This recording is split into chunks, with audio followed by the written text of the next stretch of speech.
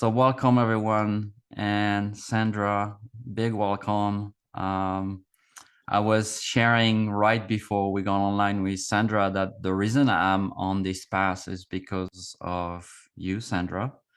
25 years ago, I was working in the business, and someone told me about this shamanic joning practice, and there was this online workshop with you. And I listened to shamanic journeys. I did one, and I was really moved by it, and that got me really curious about shamanism.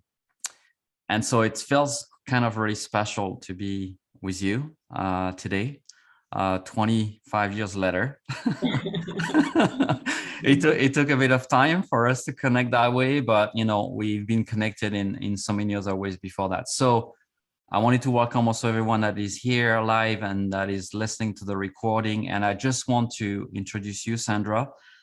And, I'm not going to read Sandra full bio because she's done so many things, written so many books that, we will spend too much time on that. But I'll just read the beginning of it. So Sandra is a world-renowned teacher of shamanism, is recognized for bridging ancient cross-cultural healing methods with modern cultures.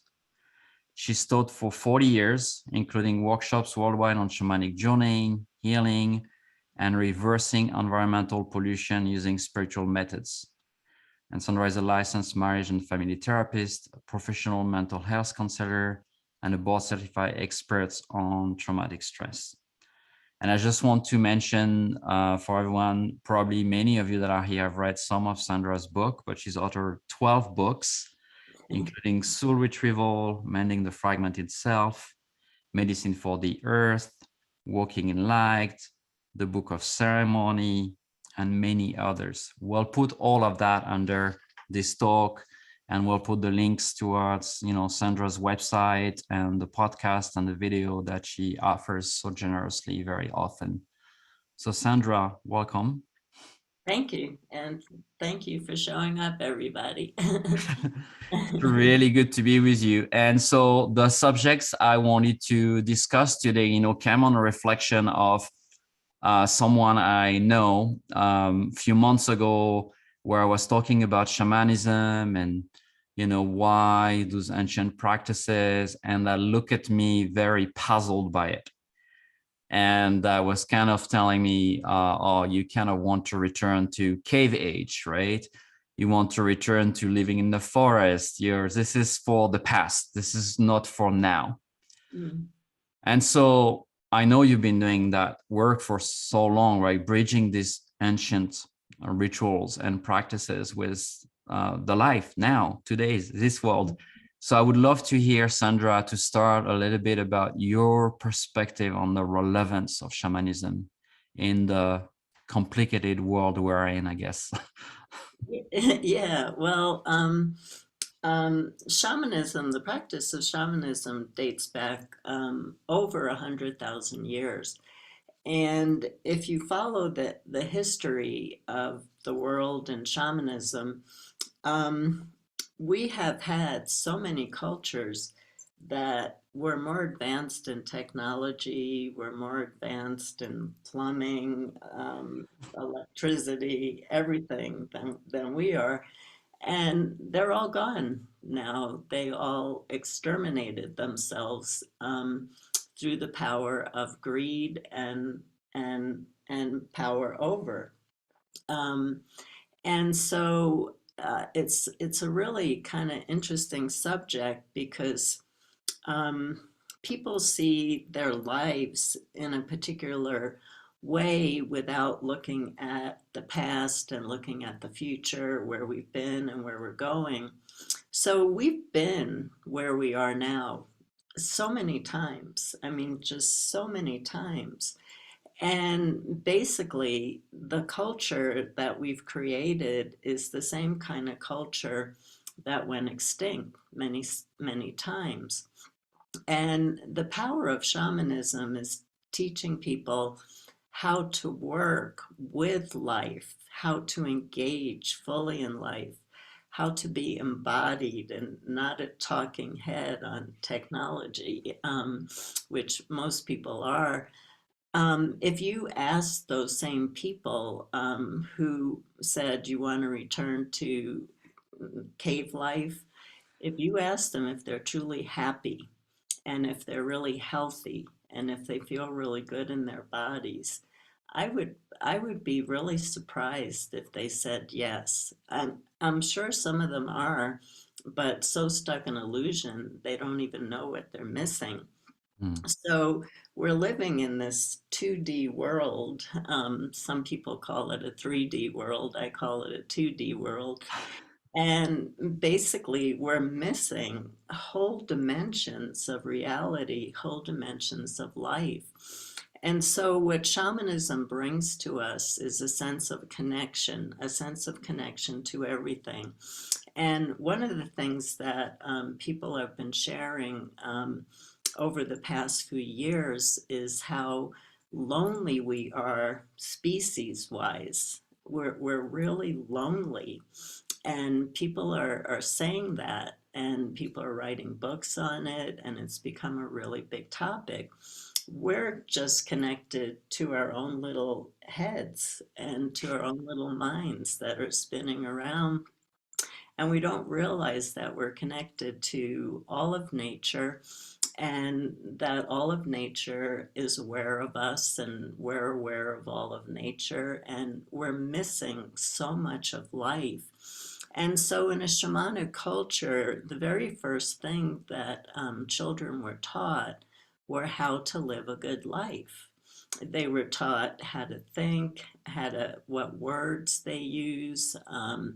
They were taught about their daydreams and what their daydreams create. They were taught about how to look within instead of looking without for their issues, and how not to project onto other people. And we're missing all that information that children got in shamanic cultures. And so we're looking at humans right now, and humans are really sick because they're not paying attention to what they're putting into their mouths, and they're not paying attention what's coming out of their mouths, which is a real shamanic practice. And so people are really sick in our culture. And so the relevance of shamanism is connecting us back to our body, connecting us back to life, connecting us back to nature, connecting us back to the sun, the moon, the stars. These are what really rule our world. Mhm. And we've decided that humans rule our world, and we don't. And so we're getting into deeper, deeper trouble. Um, so the the reemergence of shamanism in the modern world has been a real way to bring spiritual practices back into businesses, back into schools, back into hospitals, back into people's lives where positive change is happening. Yeah, thank you for that. I mean, I think it's very clear for people that are practicing that, or the reason we're in, it's because we witness the illness, in the system, the illness in society, and we're looking for a way to relate better, to feel better, right? To connect better. I was wondering, I mean, you've been teaching for, over 40 years. Yeah. Did you see a shift? Maybe I don't know what the reason why, what brought you to that 40 years ago, but do you see a shift in relevance, why people were going into those practices, or maybe why you were into it 40 years ago compared to today? Or do you think it's still the same? There's kind of the same relevance, or there's kind of a shift now in why people are interested into those ancient practices? Well, I don't actually think that there's a real shift in the interest of people. I mean, there's more people interested basically because all the books and all the podcasts and all of that. But there's a real difference in who shows up to study shamanism than who I worked with back in the 80s and the 90s and the early 2000s. And we were all ex-hippies. Even though politicians showed up to the workshops, priests and nuns showed up to the workshop, doctors and lawyers, but they were all hippies. And we came together and we danced and we sang and we practiced as hard as we could. And we had such a commitment, and the miracles that we saw in every workshop was absolutely extraordinary. It was like there was nothing we couldn't fix. And everybody put so much energy in. So everybody left. I would leave. I wouldn't sleep for like a week after my workshops were over. And then when cell phones and computers came in, I started to notice that my groups were showing up at workshops completely exhausted, and they couldn't put their cell phones down. They were so addicted to their cell phones, they just couldn't put them down. Even if I would ask people not to bring a computer or a cell phone in, my groups are pretty large, and you'd see people sneaking fire ceremonies, sacred fire ceremonies. You see people reading their emails. And so technology has actually taken the sacredness away from shamanism. And so not all students, and I'm seeing another shift again as things are getting more challenging on the planet, but participants became so passive. It was like, just give me the information. And they really didn't take it in, and they didn't know how to hold space, and they didn't know how to really engage in the ceremonies, no matter how much you gave them, because people were so exhausted. I mean, literally exhausted from being on technology 24/7. They came to the workshops. People I never met before would come up to me, and the very first thing that they'd say to me is, I cannot tell you how tired I am.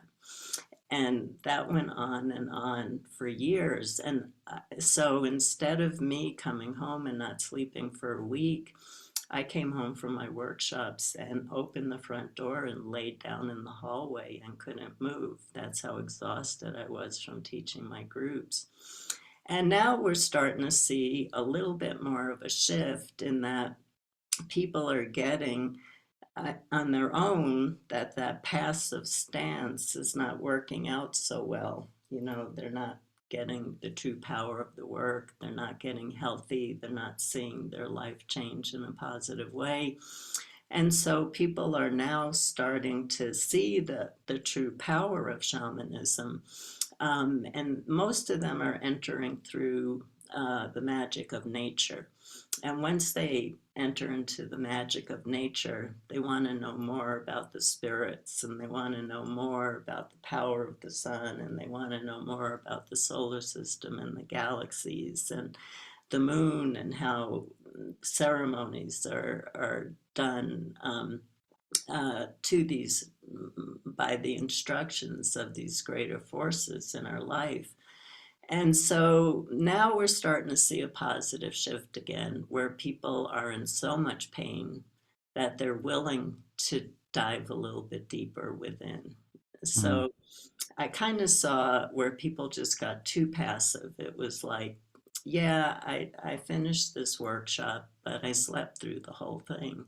And, you know, and so it really changed the dynamic of what we had in the beginning.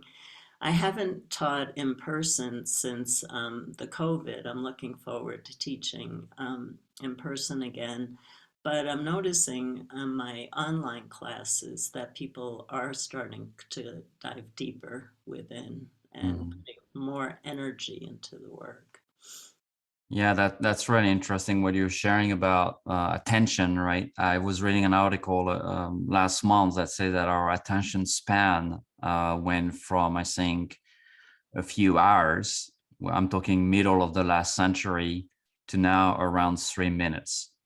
Yeah. It's like the biggest drops. Like we cannot give attention more than 3 minutes, and I always wonder, when we listen to a podcast or maybe we're listening live, how many of us, are really just focused on that Are we checking our phone? Are we checking other windows on our computer? Right? We have a very hard time to be present. And I see that for me, and I kind of want to get your view on that, but as a probably an impairment or a difficulty to access also the world of spirits, because we need discipline, right? We need Yeah, commitment. We need to sit sometime for an hour, right, before right. anything happen. Uh, so I see, children now, you see strollers and there is an iPad, right? There's a screen there when the mother is pushing the child around. And so I can really see the damage it's doing to our brains and our capacity to connect. So I wonder a little bit about your practice around that, right? I'm sure because you're so busy, right? You're teaching, you have books and all of that. So how do you create that space for yourself to disconnect? And how do you see that as still very important, with all those years of practice to keep nurturing that connection to spirit and connection to those rituals and ceremonies? Well, I'm also dealing with some of the same attention span issues as everybody is. We're all in the same place. And so for me, I've always, number one, I only practice when I have the energy to do it. So, meaning if in my head I'm thinking about somebody I'm angry at, or I just can't get clear, or I'm tired, or I'm worried about something, that's a time when I don't practice. I pick my times, and in my workshops, what I try to do is the same thing I do, is if you sing and dance for a long period of time, your mind will quiet down. In Siberia, which is more where I look to for my work, the shamans can sing for 3 hours before they journey. For me, I sing for, if I'm working on a client, I sing for about 20 to 30 minutes. And my journeys are like 5 minutes, but so much happened during that 30 minutes of singing that I didn't need a long journey to just get that last bit of information. Mm, And so, doing something that helps you focus, I tell people, sing, dance, that's what shamans have always done. For some people, it's meditation. For some people, it's taking a walk. So, when I was teaching my first online courses, I would every day right before the course, I would walk for a few hours and I'd get these downloads from the spirits of what ceremonies to lead the group. So I was never prepared. I never used my outline. I just allowed the spirits to give me downloads. And so I tell my students, I try to get them, I keep working on this. It's very challenging teaching online. I've tried different ways, and now I have everybody use some form of instrument. We all stand up together and we all sing and dance together, and just try to get people to let go of their ordinary day. Um, mm, on Facebook, I would see people saying, yeah, I had a hard time doing the journey because I was cooking while the drumming was going on, or my kid was screaming, or I was driving in my car, which is not appropriate for journeying. And so I try to train people in some of the old ways of how we can increase our attention by taking the time to do some sacred work, burning some sage, burning some incense that will clear your space, lighting a candle that just lets you know some kind of different work is going on. mm, So I do all those things so that my mind gets that this is no longer Sandra Ingerman's regular life. This is Sandra Ingerman at work to bring through, because shamans, what all shamans are actual hollow bones for the spirits. The shaman himself or herself does nothing, absolutely nothing. You're just the hands and the voice for the spirits. So if you're not in a sacred space, how do the spirits get through? And what kind of link are you with the spirits? There has to be a strong link between you and the spirits for any kind of magic to happen. And if you're looking at your cell phone and you're cooking and you're doing other things at the same time, how are the spirits supposed to find your heart? How are they supposed to find you to come through? Mm. Yeah, I mean that's definitely the challenge, you know. Definitely recognize that in the world we're living in. So I wonder, I want to go back a little bit in time. How did you get into that? And who was your first shaman teachers, you know? And you mentioned Mongolia, you mentioned, you know, the where the word shamanism, right? Shamans come from. But can you tell us a little bit, you know, was it always there for you? I'm always been curious a little bit about maybe a few minutes of talk on that. What called Sure. you into it and what started you? What was the first time you said, because this is it. I think that is it. Well, it's a lifelong story, and so I grew up in Brooklyn, New York. I was always really just so in love with nature. Even in Brooklyn, I could not believe how beautiful the earth was. And at the age of 7, I was hit by lightning, which is typically seen as an initiation into shamanism. I grew up in in an immigrant neighborhood and very traditional, so talking about spiritual things was not part of life, and so I had to keep everything to myself. I came home from school, I sang to the birds and the trees, I sang to the moon every night. And then by the age of 13, I grew up in the 60s, and so by the age of 13, marijuana and LSD and opiated hash were all right there for all of us.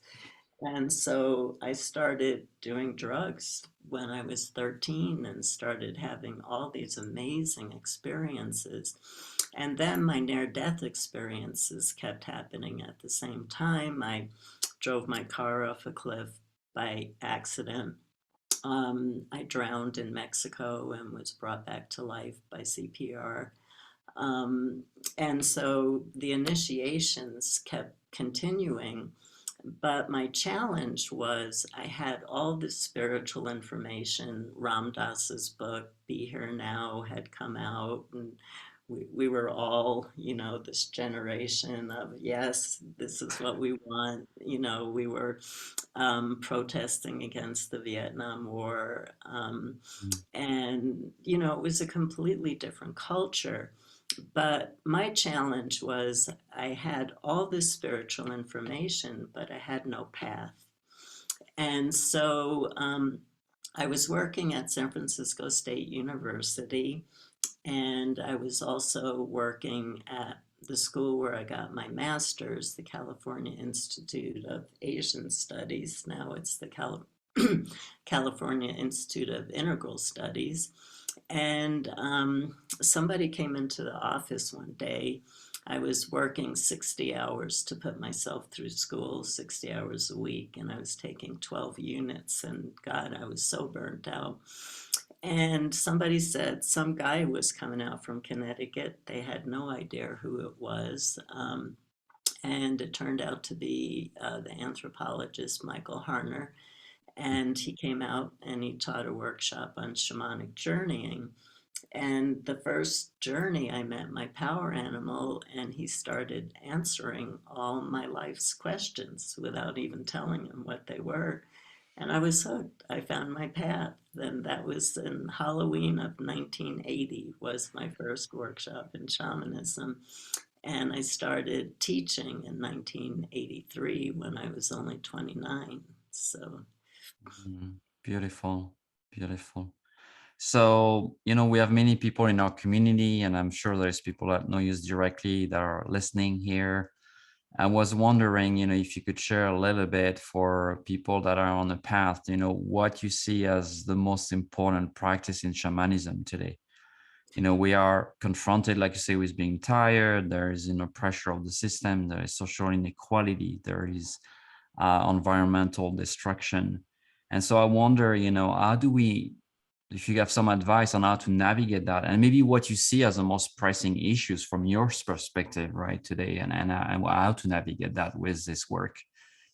Yeah, well, when I was doing my research on how shamanism can reverse environmental pollution, I started studying the work of a man by the name of Neville. He was an amazing man who taught, he wasn't a shamanic teacher, but he taught a lot of shamanic principles without knowing it.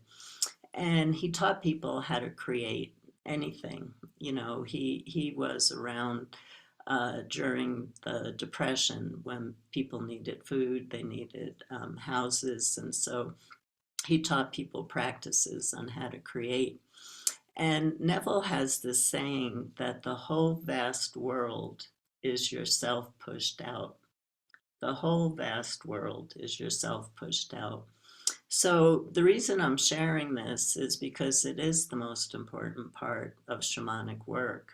The most important part of shamanic work and what shamans talk about and what the grandmothers and grandfathers are trying to teach us is that everything is about our inner world. Whatever is in our inner world, we're going to see in our outer world. And that's just the way it is. This is knowledge that's been passed down for 100,000 years.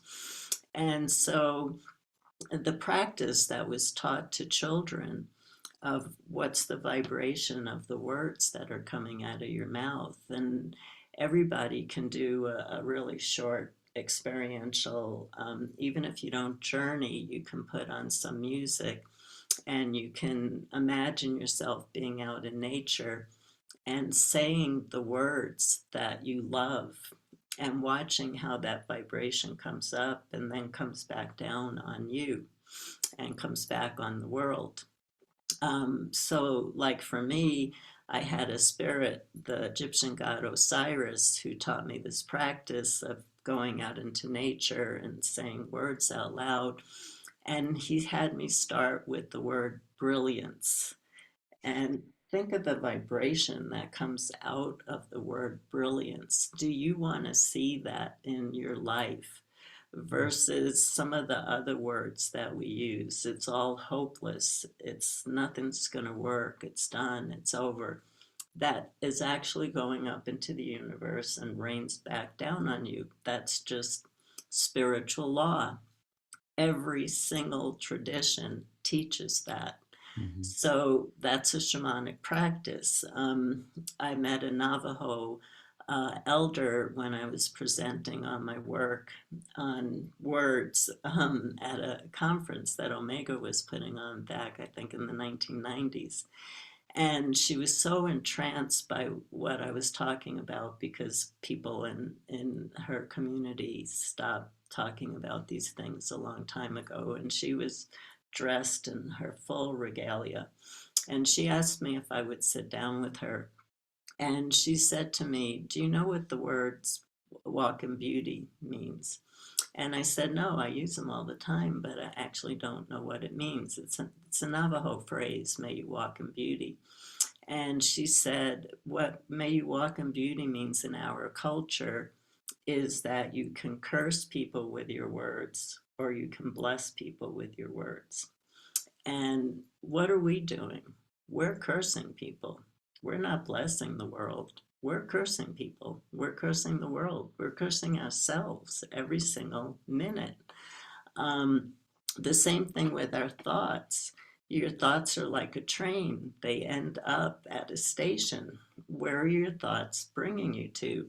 The same thing with your daydreams. Whatever you're daydreaming, you're manifesting. The whole world is you pushed out. Your daydreams, your thoughts, and your words are you pushed out. So these are shamanic practices that were taught to children, the first thing that was taught to children. And I think this is the most important practice that we have to bring back today is understanding the vibration of our words, our thoughts, and daydreams, and what they're actually manifesting for us. Because what we're seeing is us. We're just seeing our inner worlds, we're seeing our inner thoughts. Mm. That's all we're seeing in the world right now.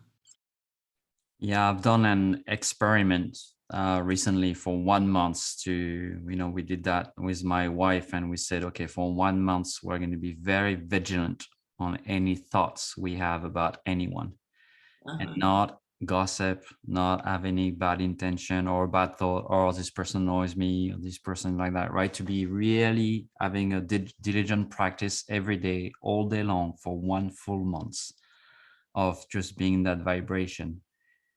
And I was mesmerized by the impact it had on my life. Hmm. Like how the prayer became really powerful. Our manifestation was so immediate in every prayer to cultivate that vibration, right? Mm-hmm. That Yeah. was, yeah, it was just like mesmerizing. But, even me, that I've been practicing for quite a long time, not as long as you, but, even I was mesmerized by doing that experiment. Mm-hmm. And I was like, oh, maybe I'm going to bring that to my students. Can we do 1 month of a break from any judgment about anything and see what happened when we do that? Yeah, it's amazing.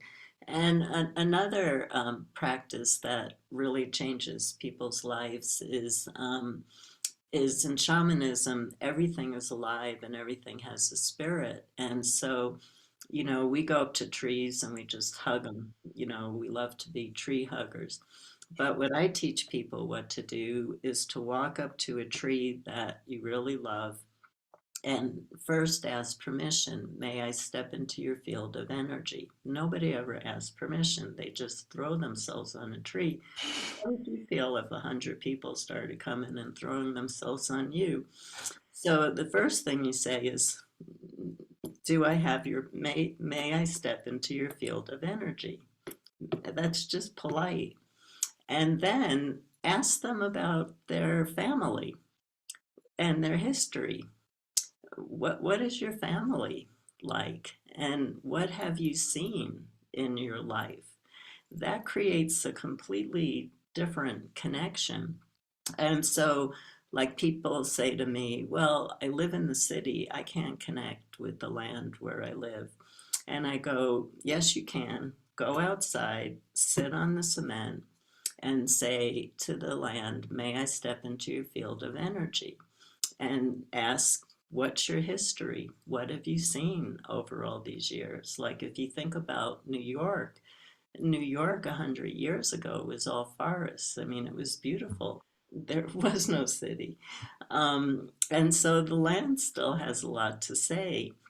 And when I've taught people how to do this, just like you have mesmerized about how your life changed, I'm getting the same feedback that people who talk to their land, may I step into your field of energy? What is your history? Can I connect with you?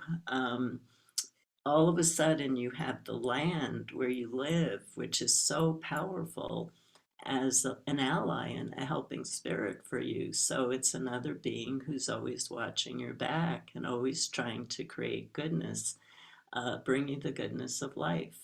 Mm. Yeah, and it goes really into, this concept, I mean, this, of reciprocity, right? And in Mhm. shamanism, we definitely want to give first and then receive, right? But our society is completely reversed on its head down, right? We take, right, and then we pay, right? We give money, or it's very transactional in a very different way, right? Yeah. We kind of take and have ownership, and then maybe we give something back, right? But Hmm. here there is that really practice of first giving something, right? Giving Yeah. acknowledgement, giving a prayer, giving tobacco, many things, right? And then we receive, which is so countercultural in the way we relate to each other, to the world today, right? Right.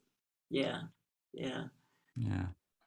So one of the last things I wanted to discuss with you, Sandra. I mean, there's so many things I want to discuss with you, but I'm trying to respect our time together. I can always come back another Yeah, time. I wanted to talk a little bit about the challenge of shamanism too. What are the things that potentially are in the way? I often get people that come into this work because they want to just be happy all the time, Right, or never get sick, right? Or have a life full of abundance, right? And I always say, well, there's a lot of disclaimer in this work and nobody is really reading it. right. That it's not really about that. So can you talk a little bit about, yeah, your vision of it for as a life practice, but not as something that is trying to save us from the human experience, basically, right? Not to save us from belonging with each other in a circle. So Right. can you talk a little bit about that? Maybe your experience with that, or your view on that. I mean, it's probably something you have heard or seen, I'm imagine, with students or people coming into that work. Yeah, absolutely. I think that people are really looking for a magic wand, and that's our biggest complaint from shamanic practitioners is everybody wants the magic wand. And, I tell people that I feel sorry for people who start to study shamanism. I actually do, and I say this publicly. It's a hard path. It's a really, really hard path. And the reason that it's a hard path is that once you say that you're going to be a hollow bone for the spirits have to turn you into a hollow bone. And so you go through a series of initiations, just like the world is going through right now, where you can lose everything. But then you find out that the richness that you have within, that what you lost in the outer world is not important. You built this amazing inner world. And think about like the Grand Canyon, the winds coming through and sculpting the beauty. So we're sculpted by the universe. As soon as we step onto the path of shamanism, we start being sculpted by the universe to take away our false identity and get us in touch with our true light, which is the light of source, which is light of the creator. And so it's a hard path because it's a path of loss. It is a path of sickness. It is a path of a lot of loss, but it's a path of a lot of joy too in realizing what's important and being able to see beyond what people who are stuck in technology today are missing. You get such an expanded view of life and how beautiful life is. And you learn how to find peace inside of yourself that is not connected to what's going on in the outer world or in your outer world. Mm. Yeah, thank you for mentioning this path of loss and shedding and transmutation. I think that's, like you said, when I asked my teacher to teach me 15 or 20 years ago, and I said, I really want to be your student. And he looked at me and said, do you really understand what you're asking? Yeah.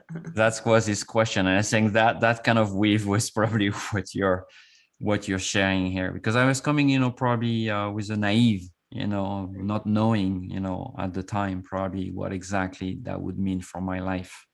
Uh, Right. and we always want to get better, right? In our society, everything gets better and easier and all of that. And shamanism is kind of a very different way to Right. relate, right? But I see people who had a lot of loss, lost children. Um, they're the ones who I used to pick out in my workshops for being a true shaman, because they already suffered a loss and then they answered the call. And I find that those are the most gifted shamans that I've ever trained. Yeah. Yeah. The heart is cracked completely open, right? Right. Yeah. Yeah, shamans are called wounded healers Mm, for a reason. mm, So, mm. Thank you, Sandra. I know we're at the end of our time together, and I want to be really respectful of your time and of you. Is there one last things you want to share with people that are listening here tonight or are listening on the recording? Maybe a message that you want to share with us to close the evening together? Yeah, absolutely. I think although things look uh, pretty dark out there right now, I think that we're actually moving into a really good place. And we really have been through a lot of sculpting. And it really is, if you can find even 5 minutes a day to just go inside and work with your thoughts. And what I do is I like to go inside and see my inner landscape like a garden. So I start planting beautiful plants that I want to see grow, and I see my words as seeds and I plant them inside of myself. And so shamans are gardeners of energy. That was a phrase that the spirits gave me. Shamans are gardeners of energy. So, what I'd like to inspire you to do is plant really beautiful seeds inside of yourself and outside of yourself and see how your life changes in miraculous ways by doing that. Mm. So beautiful. I can feel your words, and thank you for sharing that with us, Sandra. Thank you so much for the time this evening together. Yeah, thank you for sharing all this wisdom. It was such a pleasure to be with you, Sandra, and thank you for everyone that was listening. Yeah, I just Uh, want to say blessings to everyone and thank you, Angel, for the beautiful work that you do. yeah, thank you, Sandra, and I hope we get to meet in person soon. That would be I nice. put that into my prayer. Yeah, we get to, with permission, to hug each other. Absolutely. Sounds good to me. And thank you, everybody, for showing Thank up. you. Blessing everyone. Thank you so much.